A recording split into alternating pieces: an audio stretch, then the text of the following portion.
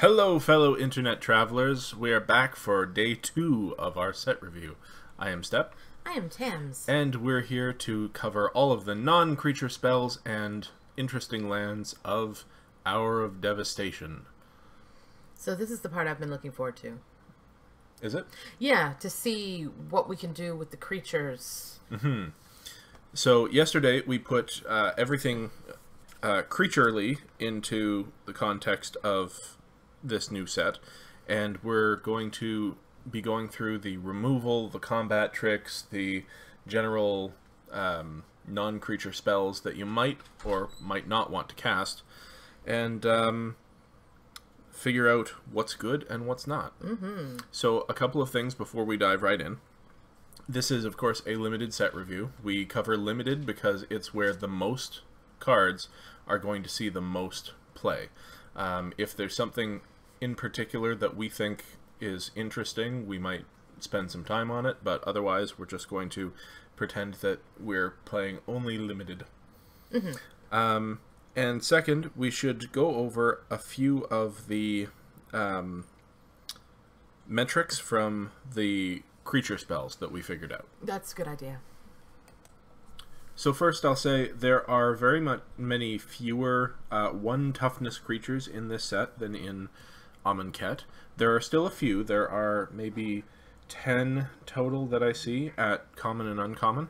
But most of the toughnesses seem to sit around 2 or 3, of course going up to 4, 5, and 6. There's only one 7 toughness creature in the set, and most of the 6 toughness things seem to be at rare or higher. There is, of course, an 8/8 demon, but that's a mythic. Yeah. So we're looking at things like Splendid Agony losing a little bit of value if we have something that's a corollary here, because you'll only be able to kill one thing unless you make use of it in combat. Of course, instant speed effects are always better than sorcery speed when we get to removal. Mm-hmm. But that's one thing I wanted to mention. Is there anything else that you think we need to go over? No, I don't think so. Nope. All right, then with that out of the way, we're going to dive right into white. Ooh, all right. Let's start with white. We're going to start with Act of Heroism. It is an instant for 1 and a white at common.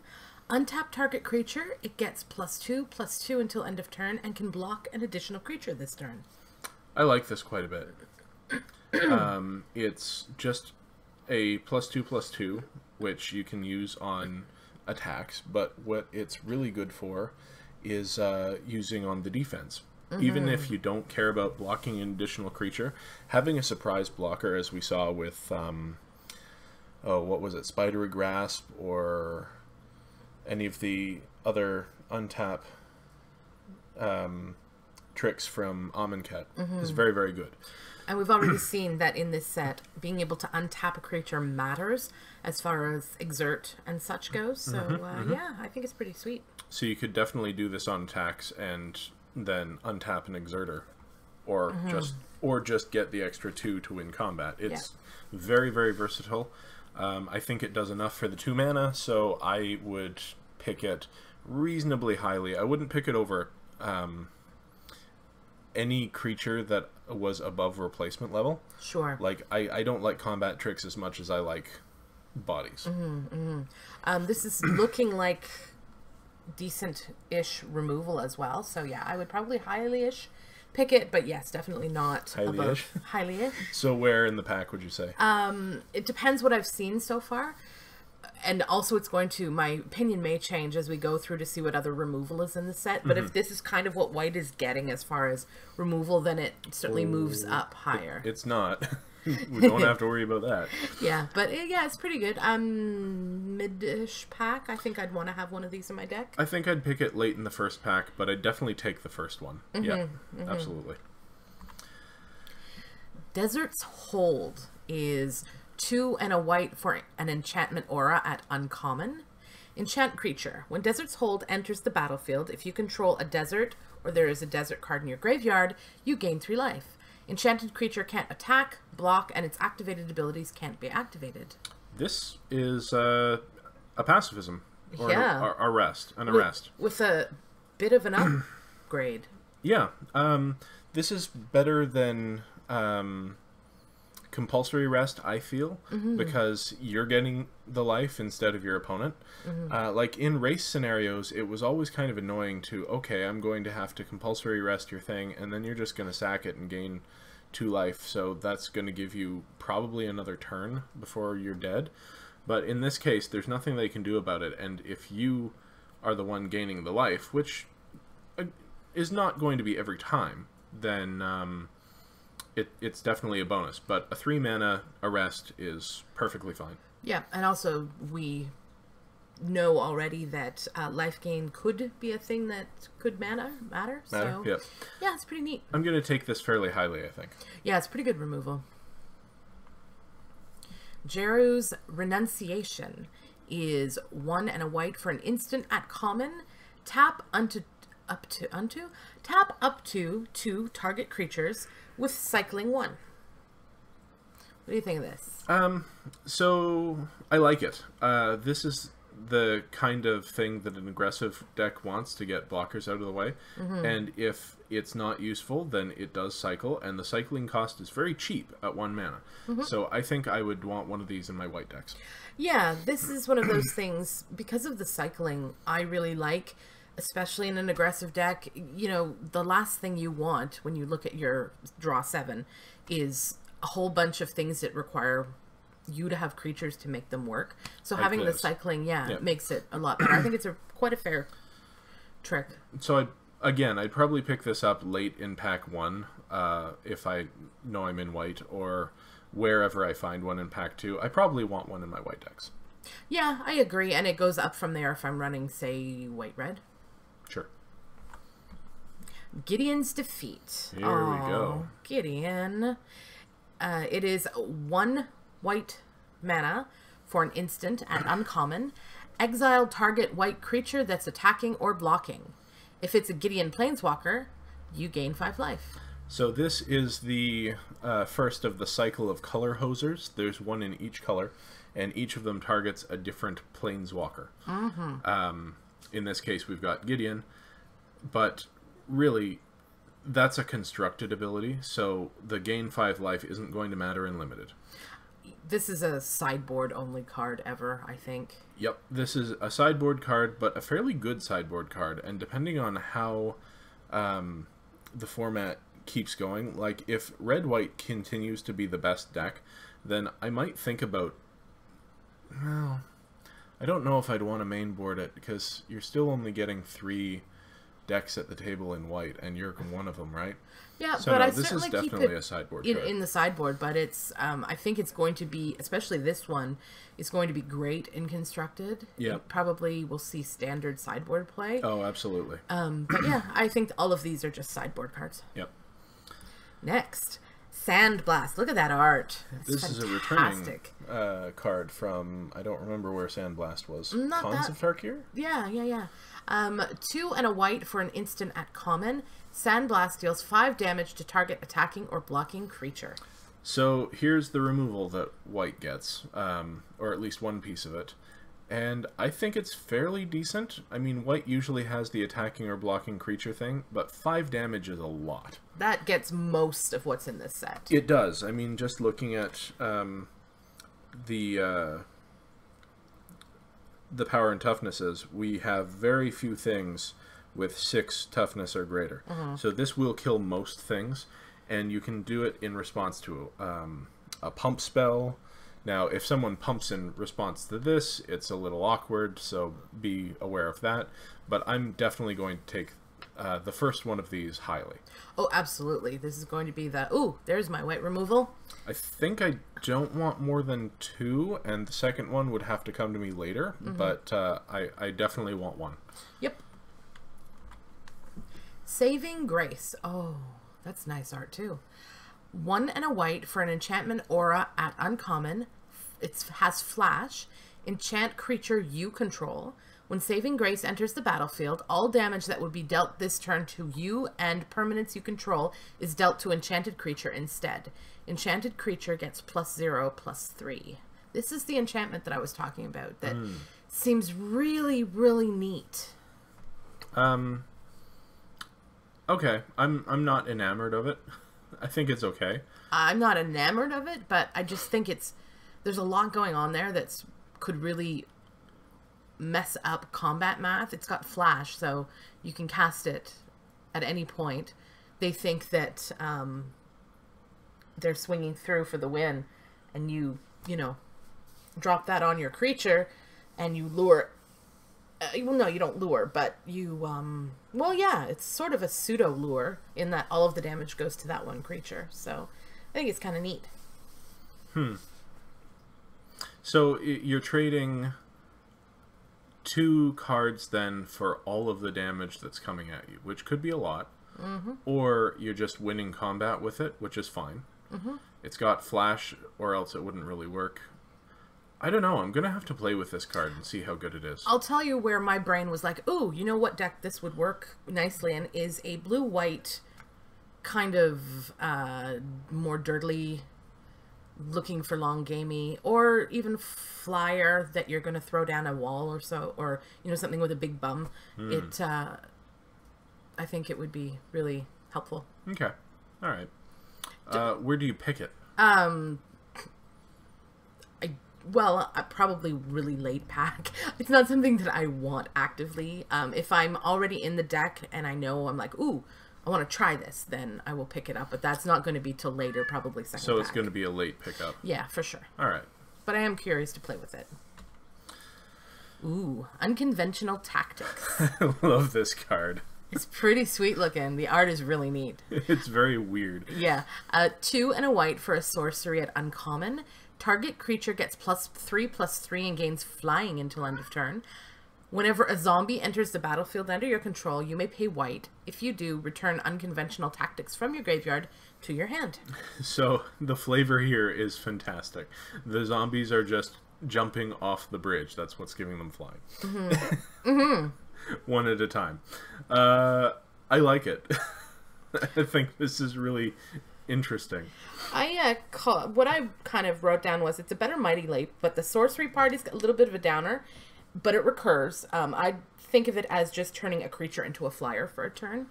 Yeah. The fact that it's not instant speed is a little awkward. It's recurable, you're right, in that it, you know, you can get it back if you have zombies. So if I'm in a zombie deck, I think I'm going to want one of these. And if I don't have incidental zombies, then I'm not really that interested.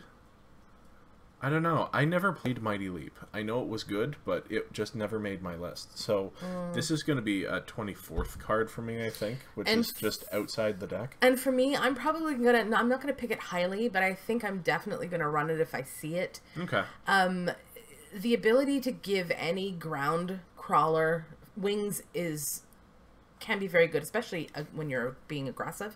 But +3/+3 is even better, and if nothing else, for me, I think it will fall into the sideboard slot. No, I guess it wouldn't. If it had instant speed, it would. Yeah. But yeah, I think I want to play with it and see what it does. Okay. Is that the last uncommon? Yes, we're on to the rares. Ooh, Hour of Revelation. 3 white for a sorcery at rare. Hour of Revelation costs 3 less to cast if there are 10 or more non-land permanents on the battlefield. Destroy all non-land permanents. So this is another cycle. We've got a cycle of hours from the Book of Hours. And these are the spotlight cards. So for lore purposes, this tells the story of what is happening in Hour of Devastation. As a card, let's see. How do you feel about sorcery white, destroy all non-land permanents? It's a lot to ask. I suppose by the time, if you're in 2 colors, by the time you get to 6, 7, 8 mana, you probably have white, white, white. But it does cost less, so you could just be paying white, white, white. Yeah. So for 6 mana, I think this is probably a fair ability, or a fair card. I don't know how good it is really, and having 10 or more non-land permanents is a lot to ask, especially in, well, no, not especially in Limited. You do get board stalls in Limited more often than in, say, Constructed Standard. But I think it's going to be 6 mana most of the time. Now, if you're okay with stalling out the board, going to the long game, and then wiping your board as well as your opponent's, maybe you get this for 3 white mana and then drop your bomb. And that could be a highly effective use, but I don't think it's likely to happen that often. No. So, a 6 mana Wrath is just kind of not good enough. Yeah, for me, this is sitting in my sideboard, and the only time I really see myself pulling this out is if my opponent is going really wide and not doing a lot. But yeah, no, I don't know that it's good enough either. This is almost a kind of build around, but for me, I would want a big stompy creature first before taking this. And as it's a rare, I don't know that I'm necessarily going to see this, so I can't even plan for it. Yeah. I think it's just not really above the cut. I mean, maybe you'll find the perfect deck and slot it in, but most of the time this is not going to be playable. I think the deck that you want to build for this is a little too cute. Yeah. So yeah, definitely not for me. Oketra's Last Mercy. 1 white white for a sorcery at rare. Your life total becomes equal to your starting life total. Lands you control don't untap during your next untap step. Wow, we're really pushing the cycles here. This is another cycle of are they all sorceries? We're going to find out. Spells at rare, which deal with the gods and their final moments. Yeah, yeah. I like the flavor text. To the end, all Oketra did was for others, which is kind of sweet. So, what do you think of this? This seems like could be a very powerful spell. I think so. I think this is one of the better ones of this cycle. They all have this ability of exerting your lands. So your lands don't untap during your next untap step. So you're always taking the next turn off, unless you have more lands and you, like, if this is the only thing you cast, then your next untap step, you don't untap your lands, but if you've got 2 or 3 more lands, maybe you can play something. Well, my thinking with this was, when are you going to want to reset your life total? Probably not until later in the game, when you probably have 6 or 7 land down anyway, hopefully. So this seems perfectly fine. And otherwise, it's a Hail Mary, so maybe it's the Hail Mary that you need. That taking the lands off will still give you a chance to catch up, so... I can... It's funny. I'm thinking about insult to injury, and then, you know, if you're not just dead, but no, that wouldn't work, because mostly you're just dead. In a race, this is going to...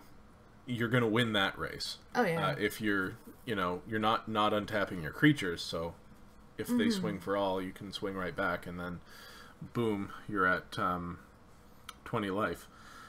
I like it. I think I would play it. I'd probably first pick it because it's a rare, but you probably shouldn't. Like, it's not... It's not going to do more for you than a random 2-drop is going to do over the course of a game, right? So, I mean, maybe it is, but it's definitely interesting. If it ends up in my hand during a draft, I will play it in my deck, probably.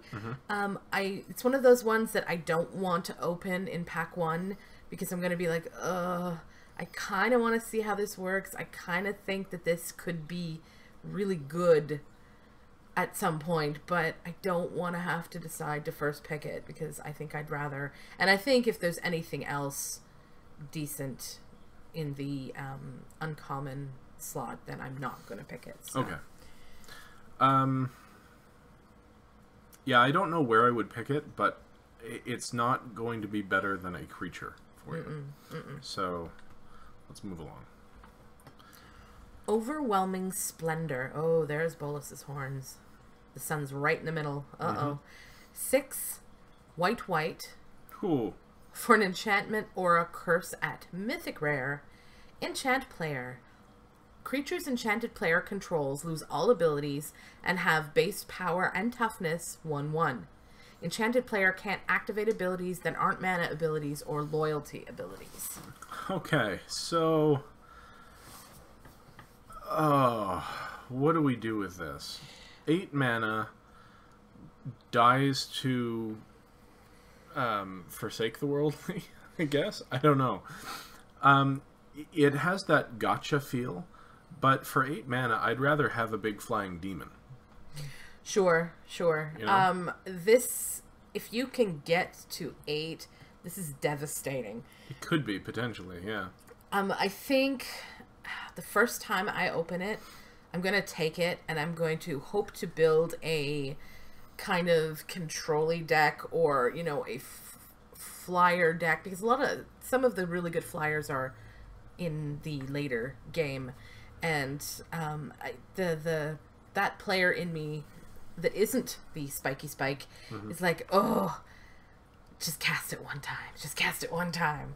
The effect is huge. It turns all of your opponent's creatures into nothing, basically. But it doesn't deal with their removal, and it... I don't know. If you drop this the first time, you're probably going to win that game. If they don't have enchantment removal in their sideboard, then they're probably living in fear of this. But I do not think this is good. It's 8 mana, and it doesn't kill their creatures. I mean, it just as good as, but I don't know.